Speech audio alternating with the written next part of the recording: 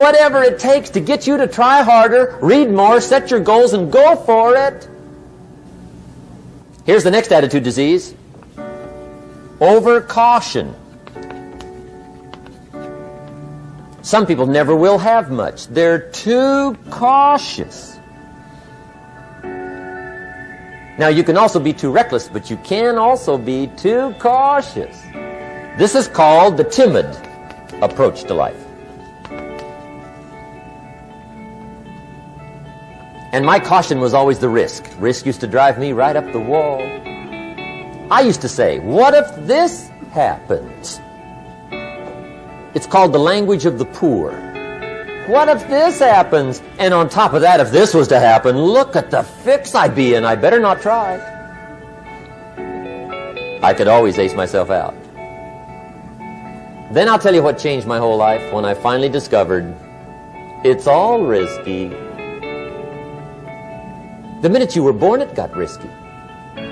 If you think trying is risky, wait till they hand you the bill for not trying.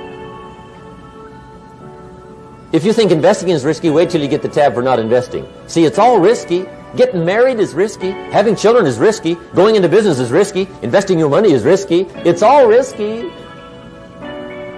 I'll tell you how risky life is. You're not going to get out alive. That's risky. The Englishman says, well, if that's the way it's going to work out, let's give it a go. Right, that's what it's for. Give it a go. Somebody says, yeah, but I'm looking for safety and security. Fine, then huddle in a corner. We'll cover you with a sheet, bring you 3 meals a day. And we'll protect you, feed you, look after you, care for you. We won't let anything happen to you. And you'll probably live to be 100. The guy said, well, yeah, I'd live to be 100. But what a way to live. Right. What a way to live, safe and secure. Don't ask for security. Ask for adventure.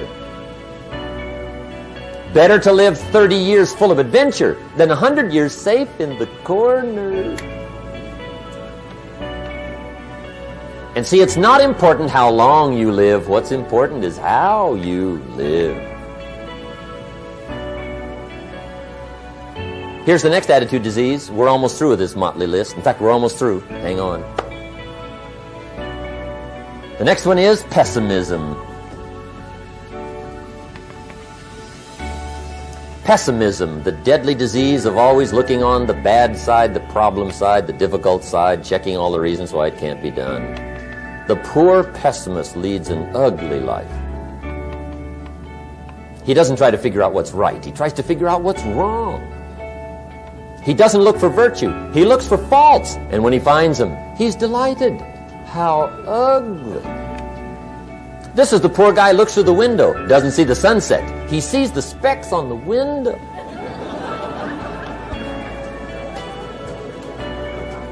And this is the poor guy, right, who rushes up, takes such leave of his senses. This guy rushes up and he says, I've got 5 good reasons why it won't work. He's so dumb he doesn't know. All he needs 1. He's got 5. To the pessimist, the glass is always half empty. To the optimist, the glass is half full. Why would the same measure affect people 2 different ways? Answer, it all depends on how you look at it. Our lives are mostly affected by the way we think things are, not the way they are. The way we think they are affects us most. There's a subject we don't have time to get into tonight called better thinking habits. One of the major things Shove taught me when I met him, he said, poor thinking habits keeps most people poor. Not poor working habits. Most people work hard, but they don't think hard. And Shove taught me that the mind is like a factory, a mental factory. And whatever you think about all day long pours ingredients into this mental factory. And that's what builds the economic, social, financial fabric of your life. He quoted me a Bible phrase that says, as you think, so you become. How awesome. When he talked about poor thinking habits, he had me. I used to start the day reading the morning newspaper. I mean, you can believe that or not. I'd get a cup of coffee and read the paper. I'd load up on wars and riots and murders and stabbings and killings and bank robberies and muggings and car wrecks and tragedies.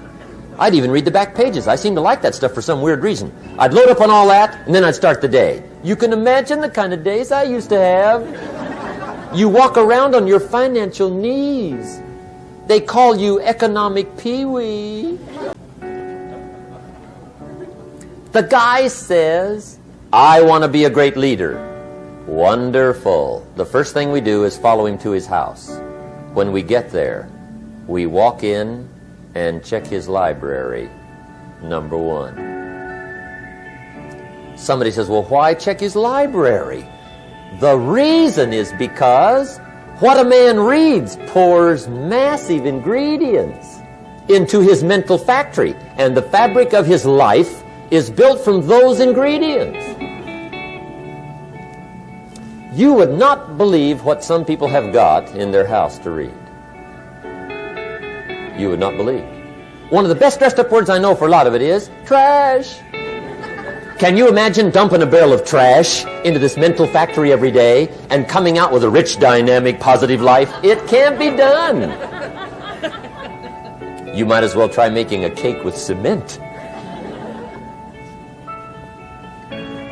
The kids back in Danbury, Connecticut, high school, they're asking me questions one day. I'm talking to the kids. Kids got good questions these days. One of them said to me, Mr. Rohn, how do you build the good life? I said, it's simple. It's not easy, but it's simple. Here's how you build anything. Select the right ingredients, keep out the wrong ingredients, and it starts with thought. Everything starts with thought. So you must be wise and careful what you think about, because that starts everything. You got to be wise and careful. I asked the kids, what would happen if somebody dropped sugar in my coffee? They said, well, you'd be okay. I said, what if somebody dropped strychnine in my coffee? They said, well, you'd be dead. I said, correct. Lesson 1. Life is both sugar and strychnine. You gotta be careful. I said, what if my worst enemy drops in the sugar? They said, will you be okay? I said, what if my best friend, even by accident, drops in the strychnine? They said, well, you'd be dead. I said, correct. Lesson 2. Watch your coffee.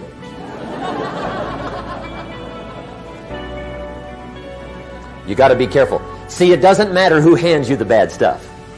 It doesn't matter where you get the bad stuff. It'll still do its damage on your bank account, wherever you get it. Mr. Schoaf gave me one of the greatest phrases when I first met him when he said, Jim, every day stand guard at the door of your mind. How important. Stand guard at the door of your mind. And you decide what goes into your mental factory. Don't let anybody just dump anything they want to in your mental factory, because you've got to live with the results. Okay, here's the last disease, and we're through with this list. In fact, we're almost through. Hang on. The last subject is very brief. The last disease, but this one is deadly. Engage in this one, indulge in it even slightly, and you might as well forget the future, because it's going to forget you. Complaining, crying, whining, griping. A Bible word called murmuring. See, that'll ace your future. Spend 5 minutes complaining, and you have wasted 5. And you may have begun what's known as economic cancer of the bone. Surely they will soon haul you off into a financial desert and there let you choke on the dust of your own regret. I hope I said that well, so you won't forget. It's a deadly disease. If you don't think it's bad, ask the children of Israel of Old Testament fame. Typical of us all, their story just happened to get in the book. Story says, children of Israel were slaves. God performed a series of dazzling miracles and got them out. And now they're heading for the promised land. Remember the story? Heading for the promised land. Tragedy of the story, they never got there. Reason. From day one, they started to complain. They griped about the water. They griped about the weather. They whined and cried and griped about the food. They griped about the leadership. They whined and cried because it was too far, too cold, too hot, too difficult, too miserable. I mean, they whined and cried for years. Finally, God said, I've had it, trip canceled. Or something like that. The story says they died in the desert, never got to the promised land. Which I think means two things. Indulge in this long enough, you get your future canceled. And I guess it also means even God himself can only take so much. Just be on the lookout of the things that can destroy all the good you start. The war is on.